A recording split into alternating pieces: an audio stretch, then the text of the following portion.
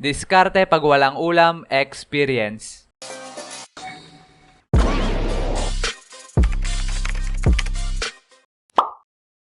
Dumating na ako dati sa point na walang maulam. Yung tipong naugutom ka na pero kanin lang ang meron tapos bahaw pa. Kaya magawa ka ng paraan para magkaulam kahit papano. At kung hindi mo pa nararanasan to, ay stay put ka lang dyan. Dahil ikikwento ko sa inyo ang mga diskarte at pinaggagawa ko dati pag walang ulam. At sa ngayon ay thankful ako at nakaluwag-luwag pero dati ay ang hirap talaga. Kaya dumadating talaga kami sa point na walang maulam. Nasubukan nyo na din bang mag-ulam ng tubig at asin? 2 beses ko pala na-try to at ginawa ko to para mabilis ko malunok yung kanin. Kasi hindi naman ako psychopath na namamapak ng bahaw.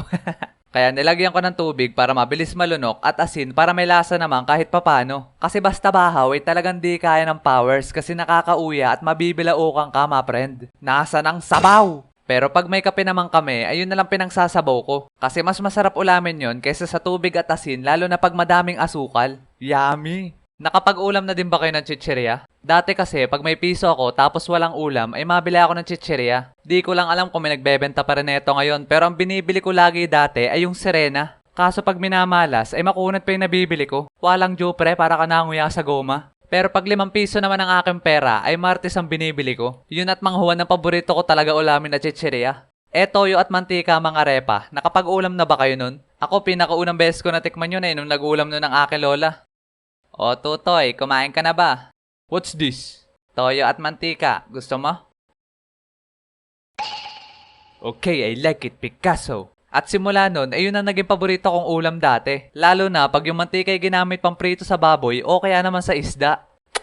The base. Naalala ko nga nun, meron kaming ulam na pritong baboy pero mas pinili ko pang ulamin yung toyo at mantika. O Toy, ba't yan ang ulam mo? May pritong baboy dun ah. No. Nakapag-ulam na din ba kayo ng Milo o kaya naman ng gatas? Yung tipong tataktak mo lang sa kanin tapos all goods na. Dati kasi mahilig ako mamapak ng Milo o kaya naman ng gatas. Pero pinapagalitan ako pag ginagawa ko yun kasi hindi daw ako mabubusog pag papapakin ko lang. Kaya ilagay ko daw sa kanin at mabubusog pa ako. At dahil sa masunurin tayong bata ay ginawa ko nga. At masarap siya ma friend. Pwede mo din naman siyang timplahin tapos isabaw mo. Pero para sa akin mas masarap siyang ulamin pag powder lang. Pati nga yung ketchup mga repa inulam ko na. Kala ko siguro dati maglalasang spaghetti yung kanin ko pag ginawa ko yun. Kaso hindi.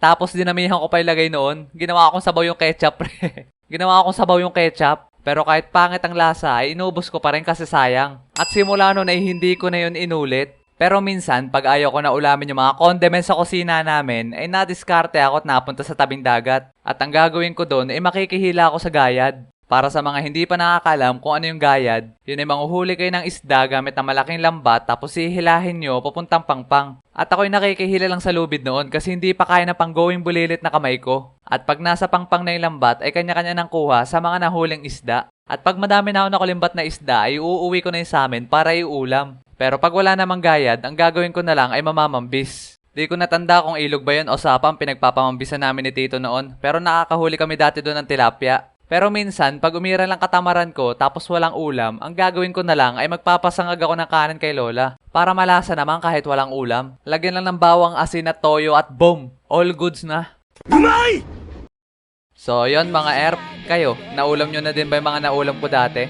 Comment nyo naman dyan sa baba. At madaming salamat din pala kay Bundang dahil siya nagbigay sa akin ng topic na to. At huwag nyo na rin palang kakalimutan mag-like and subscribe. At pindutin nyo na rin yung bell notification na yan para updated kayo sa ating mga padating na animation.